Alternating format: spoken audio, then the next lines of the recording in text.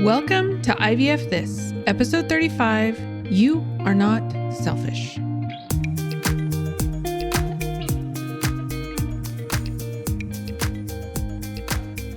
Welcome to IVF This.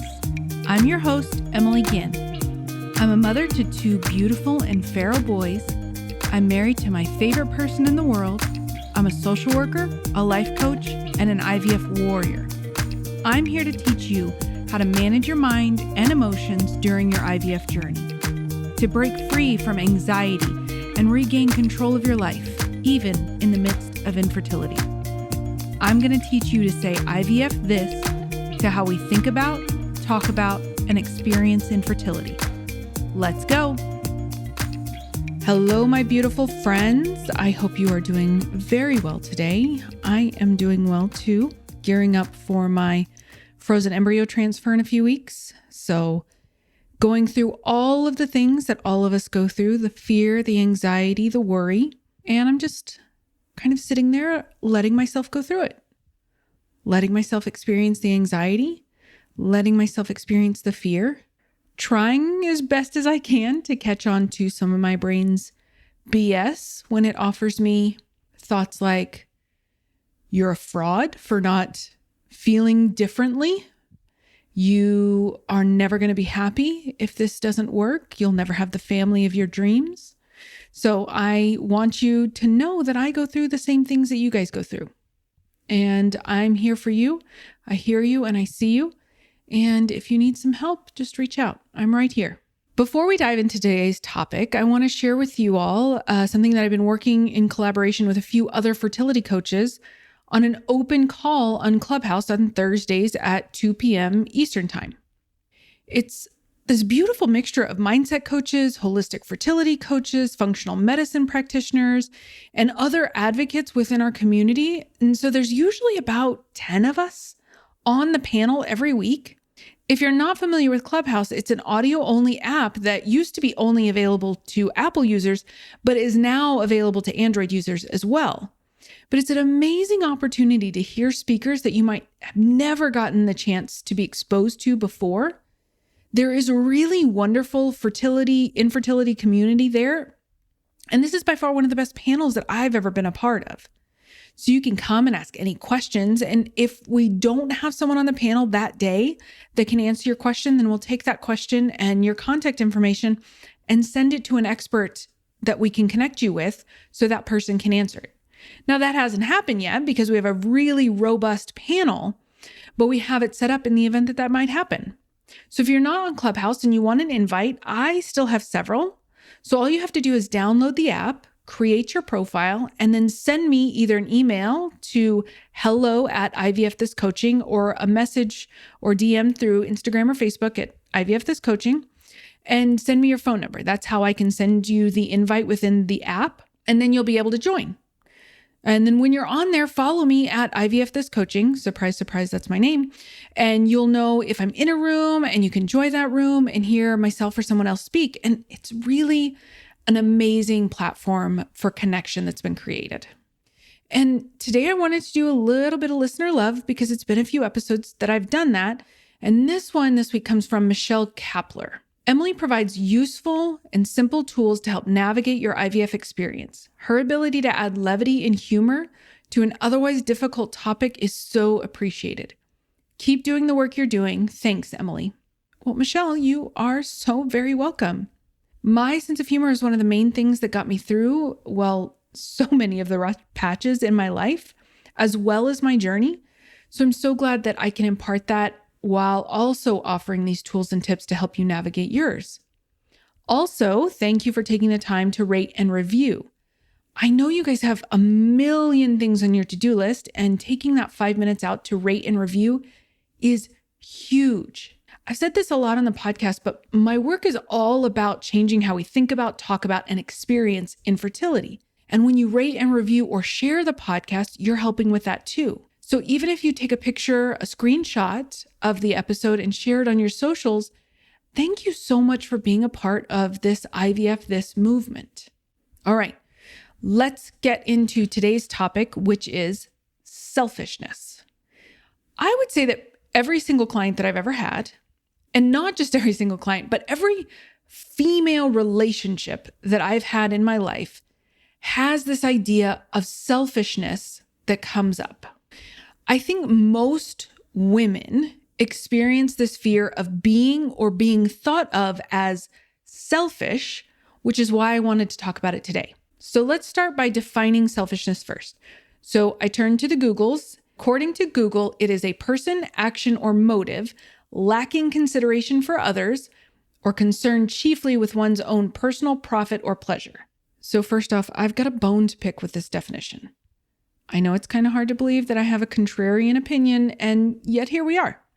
I take issue with the qualifier person, action, or motive because it makes it seem like there is some objective measure for what is and what is not selfish.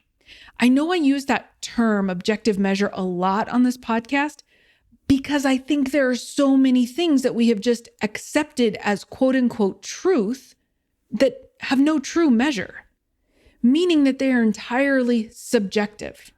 And this is one of those things, which is why it's this kind of sensitive yet ambiguous thing that so many of us struggle with. For instance, something that I might interpret as selfish, someone else would feel completely neutral about, or even that it could be considered selfless, and vice versa. So I think the first step is to kind of redefine what selfishness is. Personally, I believe that selfishness is rooted in intent. What was my intent when I did X, Y, or Z? I understand that I cannot control how other people see or view my actions, words, etc. So their reaction is entirely based on their own sets of thoughts, beliefs, and biases. I have no control over that. Now, if someone says that something I did, they interpreted as selfish, I will gladly apologize because that was not my intent. I focus on the intent. Was my intent of doing this to harm someone else physically, emotionally, financially, whatever? No. Okay, so now we have redefined selfishness or selfish. We want to unpack why we have this chatter in our brains telling us all about how we're selfish. I want to give you a few examples of things that my clients have told me, examples of how they are quote unquote selfish.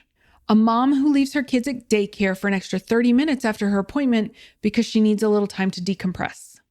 Someone having a fleeting thought about not looking forward to pregnancy, of what it could mean for their exercise regimen, and making that fleeting thought, again, highlighting fleeting thought, mean that they are too selfish for kids. Someone who enjoys gaming or hobbies or activities and making that mean that they're too selfish to be a parent. Not attending a shower, gender reveal, or family gathering and making that mean that they are too selfish to support their friends or family. Spending money on clothes or vacations or hell, a cup of coffee when you're saving up for a round or a cycle and telling yourself that because you did that, because you spent money, you are selfish. And these are just the examples off the top of my head. What I want to make sure is abundantly clear is that these are not selfish acts. What is happening is when you do something, and it could literally be anything, right? We could finish that sentence out with anything. You tell yourself that was selfish. I can't do that. That would be selfish. I'm so selfish sometimes. I'm so selfish when I'm selfish because. And this is where the think, feel, do cycle, my coaching framework, comes into play. So let's take the example of saving up for an IVF cycle and getting a latte at Starbucks. So you're grabbing your latte or you're drinking it and your thought is, I shouldn't be doing this. I have coffee at home. I'm so selfish that I can't even drink coffee at home to save up for my IVF cycle. So when you think that, because that is just a thought, what I want to make sure everyone understands is those are not facts. I shouldn't be doing this. I have coffee at home, right? I shouldn't be doing this. That's not a fact. I have coffee at home. That's probably a fact because they could prove that they have coffee at home. I'm so selfish that I can't even drink coffee at home to save up for IVF. That is a thought. So when you think this, you would probably feel something akin to guilt or shame. I don't know about you guys, but when I feel guilt or shame, this is the do part of the cycle.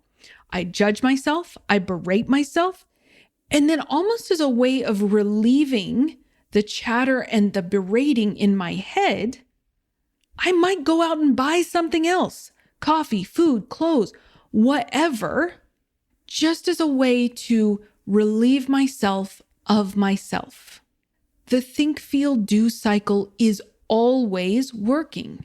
Let's take another example of the mom who doesn't want to pick up her kiddo right after her doctor's appointment, or even just considers not doing it. You've just left a scan, or maybe you're on stims, and we all know how physically taxing that process is. And so your thought is, I need to pick them up right now. It's selfish to leave them there when I'm finished for my day. From that thought, right? It's selfish to leave them there, which is just a thought. There's no facts in that statement. You might feel a sense of obligation or dread or something like that. So from that place of obligation or dread, right? The do part, maybe you feel like you're constantly on edge with your kiddo, snapping at them, snapping at your partner. Then you're in turn gonna judge the crap out of yourself for that. And now it's not just that you're selfish for even thinking about leaving them at daycare or their sitter for a little while longer. You're also going to toss on that you're a terrible mom too. Our thoughts always come out in our results, always. So where does this come from? I'm so glad you asked, even though I know it was just me asking myself. Our social and cultural conditioning. Women in particular are socialized to over-identify with the needs of others and under-identify with our own needs. We are taught we should be all things to all people at all times. This is conscious and unconscious social messaging that we get from birth. We are rewarded for supporting or caring for people even when it is at the expense of ourselves, thus reinforcing this cycle.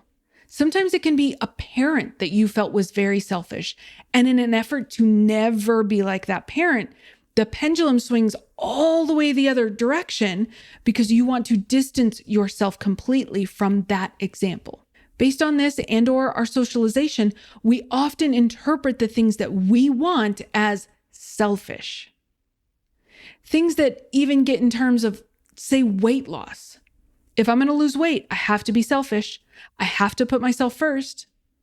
As innocuous or as feel good as those statements might seem on the surface, if your unconscious working definition is that the things that you want or want to do are inherently selfish, that they are quote unquote at the expense of someone else, which then bumps up against the socialization that we get, then we will, one, be much less likely to care for ourselves in any manner.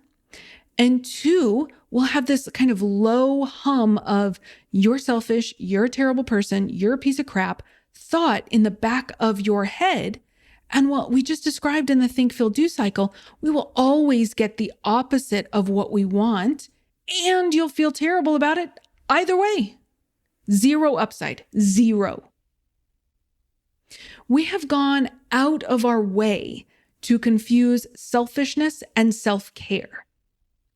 And I'm not talking about Epsom salt baths or whatever pseudo-empowerment infogram is trying to tell us is self-care. I'm talking literally about giving yourself 15 minutes of space and time to cry, scream, punch a pillow, whatever. My best friend, who at this point should get royalties every time I mention her on the podcast, and she told me to say that.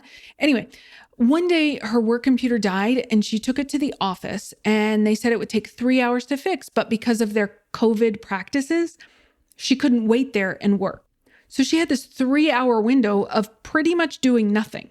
And I joked with her that she could do some retail therapy. And she responded, "Who are we kidding? I will buy something for the kids because I would feel too guilty getting something for me." And that's exactly what she did. She didn't get anything for herself because that would be quote unquote selfish. This amazing, beautiful individual who dedicates every moment not working to her kids can't even let herself buy new underwear because it would be selfish.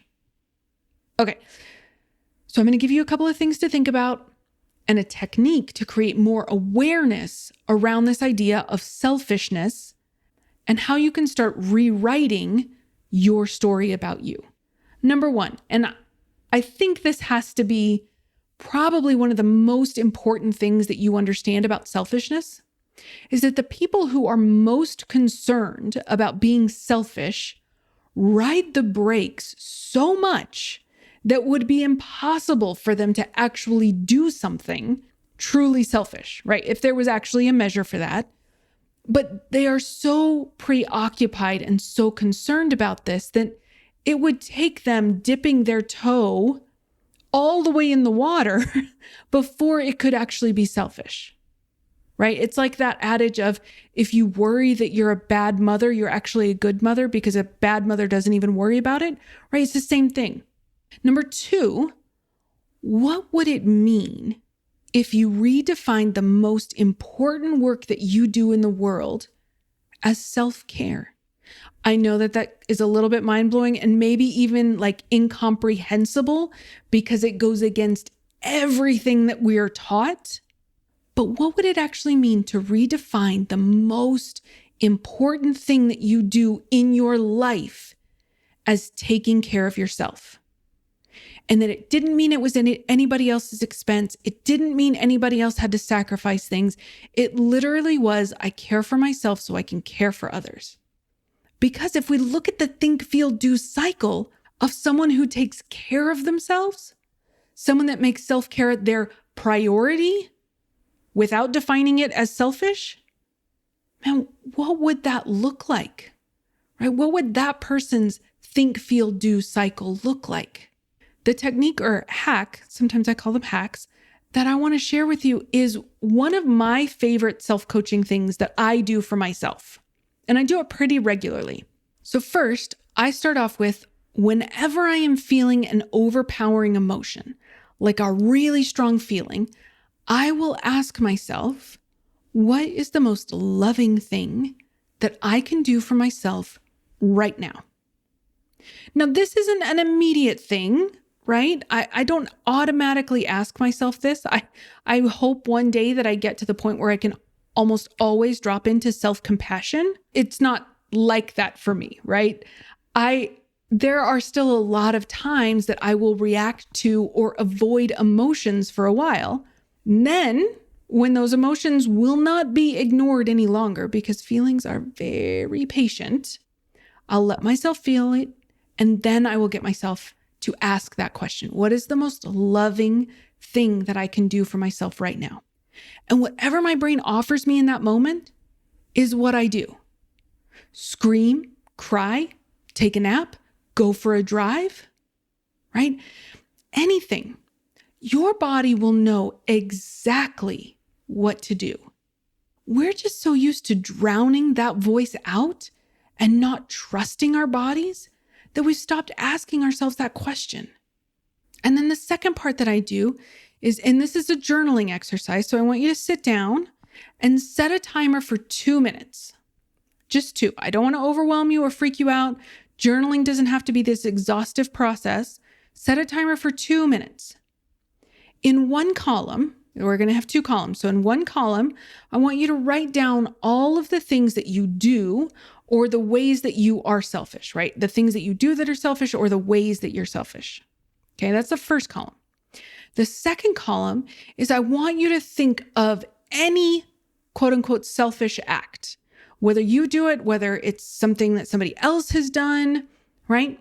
Number one, what I want you to notice is how ambiguous or vague those things are, right? Our brain loves vagueness because when we get really specific, we actually see the truth of it.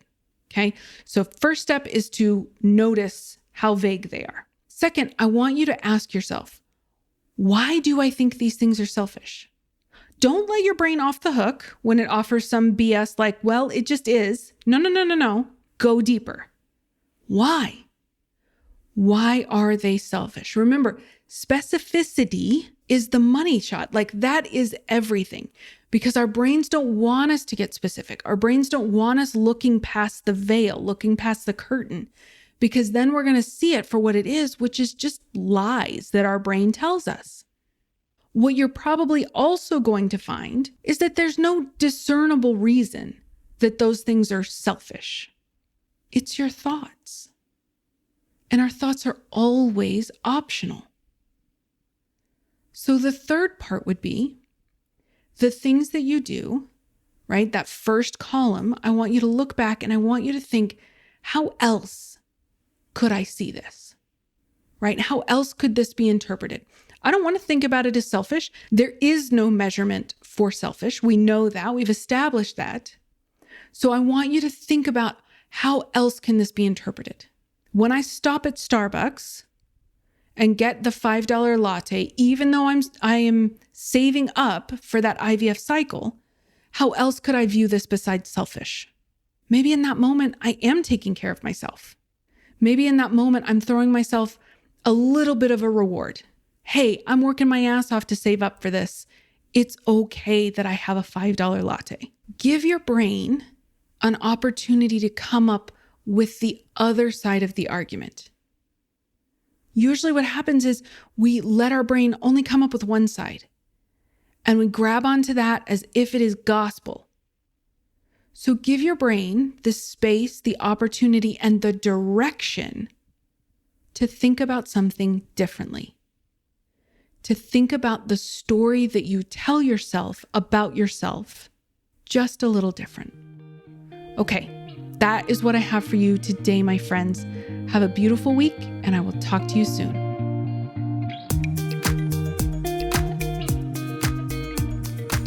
Thank you for listening to this week's episode of IVF This. If you like what you've heard, click subscribe and follow to make sure you don't miss an episode. And if you want to learn more, head over to www.ivfthiscoaching.com to learn how to work together.